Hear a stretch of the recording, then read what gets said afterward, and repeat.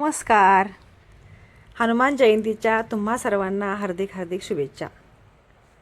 आज आपण सुजीच्या पोळ्या म्हणजेच सांज्याच्या पोळ्या करणार आहे. तर त्यासाठी मी चपातीची कणिक पहिल्यांदा मळून घेणार आहे आणि ती रेस्ट करण्यासाठी अर्ध्या तासाकरता झाकून ठेवणार आहे. हे गेलं मीठ आणि आपलं साधं नॉर्मल पाणी.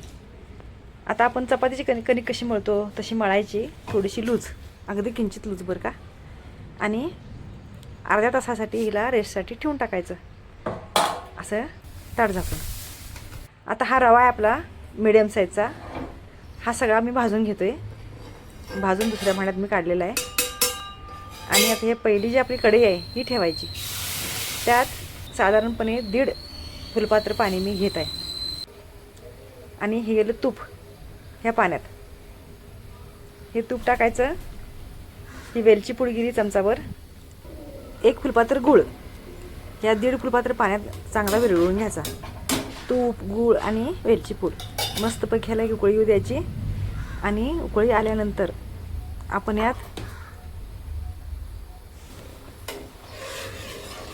रवा घालणार आहे. 1 फुलपात्र. 1 फुलपात्र रवा, 1.5 फुलपात्र पाणी, 1 फुलपात्र गूळ असं प्रमाण आहे. आता हे मस्तपैकी शिजवून घ्यायचं मंद गॅसवर. छानपैकी असं हे ढवळत राहायचं. आणि ही सुजी पूर्णपणे गुळात शिजवून घ्यायची. आज हनुमान जयंतीनिमित्त मी या सुजीच्या पोळ्या करत आहे. मध्ये मध्ये आठवणीनं सबस्क्राईब करत चला, लाईक करत चला आणि माझा हा व्हिडिओ जास्तीत जास्त लोकांपर्यंत शेअर करा. आता हे आपलं पाणी पूर्णपणे आटत आले. पूर्णपणे ह्याला आटू द्यायचं आणि ह्याचा घट्ट गोळा तयार होईल. आता तो झाकून ठेवायचा की 5-10 मिनटासाठी रेस्टसाठी. एक तर ते गार होते आणि दुसरं म्हणजे पूर्णपणे मुरते. तूप, गूळ, वेलची पूड हे सगळं मिश्रण एकजीव होते. बघू शकता तुम्ही हे.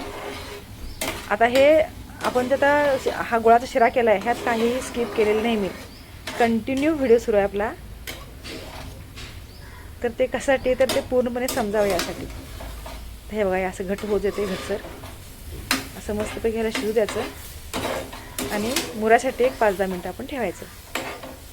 म्हणजे आता मी एक डबा झाकत आहे म्हणजे आतली वाफ आतच राहावी. वाफेमुळे ही आणि जरा फुलते छान, नाही का. तर आता आपण ही कणिक मळून ठेवली होती. तिला तेलाचा हात लावायचा असा छान. आणि आता हिला चांगली मध्या पलटून बडवून घ्यायची. आपण ही कणिक जेवढी लवचिक करील तेवढ्या तुमच्या कुठल्याही पोळ्या करा. सांज्याच्या पोळ्या करा, पुरणाची पोळी करा, काय पण एक पराठा करा. आज सारण भरून जे वस्तू आपण करतो त्यासाठी वरची कणिक तुम्हाला लवचिक लागते हे लक्षात घ्या. जेवढे हे वरची कणिक फ्लेक्झिबल होईल तेवढं तुमचे सारण म्हणून भराचे जे प्रकार आहेत ते सगळे उत्तम होतील. आता एका पोळपाटावर मी थोडं पीठ घेतले आणि एक गोळा तोडून घेतला आहे. आता ह्याची वाटी बनवायची हातानं. आणि ह्यात आता हे आपण काय करायचं, सांज्याचं पुरण भरायचं. असं दाबत दाबत दाबत वर आणायचं. त्याचं तोंडात सांजा आत ढकलत राहायचं आणि कणिक वर घ्यायची. हे बघा अशी बघू शकता तुम्ही. आणि हे असं तोंड मिटवायचं. हे जर वरची कणिक काढून टाकायची आणि चपाती आपण लाटतो तसं लाटून घ्यायचं. तसं बघायला तर ही सगळ्यात सोपी ही सांज्याची पोळी आहे बरं का करायला. आणि टेस्टला पण अतिशय उत्तम हिची टेस्ट येते. आता पहिली आपली पोळी झालेली आहे, आता दुसरी पोळी. अशा सगळ्या पोळ्या आपण एक गोळे भरून घ्यायच्यात, पोळ्या लाटून घ्यायच्यात. अशा मस्तपैकी सगळ्या बॉलसारख्या फुलतात बरं का पोळ्या. एक वेळ तुम्ही ह्या सांज्याची पोळ्या नक्की करून बघा. सांज्याची पोळी, सुजीची पोळी असं ह्याला म्हणतात. अप्रतिम, खायला टेस्टी. तुपासोबत खायचं, दुधासोबत खायचं किंवा बटाट्याची भाजी पण चालते, छान लागते ह्यासोबत. असं वरचं काढून टाकायचं अतिरिक्त पीठ. दाबून घ्यायचं तोंड. बस लाटायला सुरुवात. हे आतलं पुरण बाकी आपल्या हाताचा तळवा आहे त्या तळव्यानं काही दाबून दाबून कडेपर्यंत प्रेस करत न्यायचं असते. आणि हे बघा, लाटताना सुद्धा मी मधनं लाटतोय, म्हणजे काटाकडे ढकलतोय पुरण, तरच आपली का नाही आतलं पुरण चारी बाजूला पसरते आणि पोळी टम फुगते. पण आपली काय काय गोष्टीचे लक्ष देणं गरजेचं आहे बरं का. अशी लाटायला सोपी, करायला सोपी, खायला उत्तम अशी ही सांज्याची पोळी हनुमान जयंतीनिमित्त आपण आज करतोय.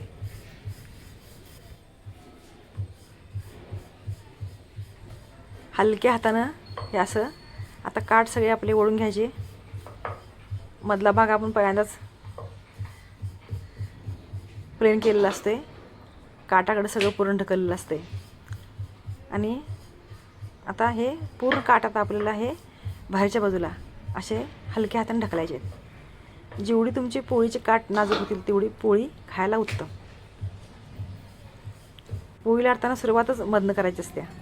आता हे तेल टाकायचं, थोडं ऑइलिंग करायचं थोडंसं असं, आणि ही पोळी टाकायची. ह्याच्यावरती बघा असे बारीक बारीक बारीक स्पॉट वरती आले की पलटायची. गॅसची फ्लेम लागत तशी बारीक मोठी करायची. हे वरनं गेलं तेल आणि आता परत आता पलटायचं. सगळ्या पोळ्या आपल्या टम्म फुगलेल्या आहेत. एक दोन पोळी तुम्हाला मी फोडून पण दाखवेन. फक्त हे कसं होतंय, हे फुगत असताना कुठून तरी वाफ लीक होत्या आणि मग ते आपल्याला फुगलेलं दिसत नाही. पण पापुद्रा सगळ्या सुटलेलंच असते. दूध तूप सोबत छान लागते. भाजी, बटाट्याची भाजीसोबत पण छान लागते. हे आज मी नैवेद्याला सुजीची पोळी, दही भात आणि राईस आणि डाळ तडका केला आहे. तर अशी ही सुजीची पोळी तुम्ही एकदा नक्की करून पहा. कलर वा किती उत्तम आला आहे आपल्या पोळीचा, किती छान. हे बघा, हातावर वाफ येते, वाफ. एक मिनिट. हे बघा, असं 2 पीस मस्त झालेले असतात. बघा पापुद्रा कसा, वरचा तसाच खालचा पण तसाच, किती छान. आता हे असे गोळे एकदम भरून घेतलेत मी आणि एकदम लाटून एकदम भाजून घेते. कसे वाटले माझ्या ह्या सांज्याच्या पोळ्या किंवा सुजीच्या पोळ्या हे कमेंटमध्ये नक्कीच कळवा. आणि डिस्क्रिप्शनमध्ये मी पूर्ण माहिती तुम्हाला साहित्याची दिलेलीच आहे. तुमच्या आणि काय शंका असतील तर त्या पण विचारा. असं मध्ये मध्ये असं हे आटा पीठ असं लावून घ्यायचं आणि परत आपल्याला हलक्या हातानं गोल गोल गोल फिरवायचं. छोटा गोळा असतानाच का नाही मधनं लाटणं 2 बाजूला सरकवायचं, म्हणजे काटाकडं, म्हणजे आतलं पूर्ण सगळं काटापर्यंत जाते. ही एक ती त्यातलं हे काय मर्म आहे पोळीचं, सूत्र आहे म्हणा. फारच उत्तम, फार चवीच्या अशा ह्या पोळ्या आपल्या तयार झालेल्या आहेत. प्लीज सबस्क्राईब करा, लाईक करा आणि जास्तीत जास्त लोकांच्यापर्यंत शेअर करा.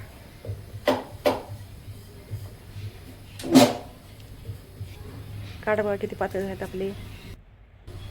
झालं, अशी टाकायची पोळी मस्त.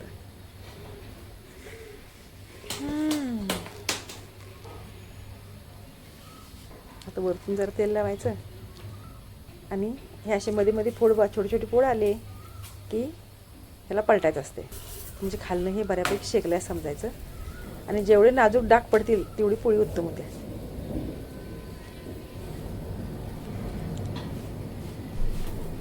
तूप आत्ता लावायला हरकत नसते, पण तूप जरा करपलं की नाही ते आपल्या हेल्थसाठी चांगलं नसते, म्हणून तूप वरनं घेऊन खाल्लं कधी पण चांगलं. हे बघा, आता ही पण पोळी तुम्हाला मी ओपन करून दाखवते. दाबून दाबून भाजायचं.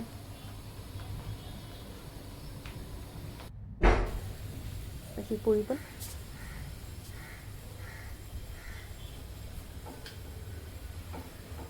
पलटायची. एका पाठोपाठ हे सगळ्या पोळ्या करून घ्यायच्या.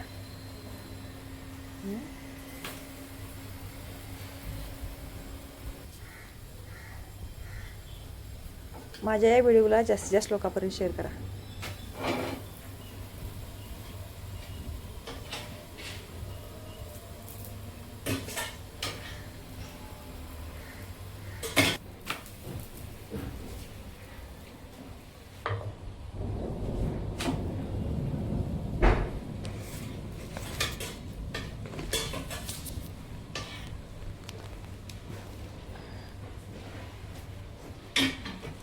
अशा ह्या पोळ्या तुम्ही एकदा नक्की करून पहा. नाजूक, सुंदर, टेस्टी, एकदा खाल्ल्यावर परत परत खा अशा वाटणाऱ्या.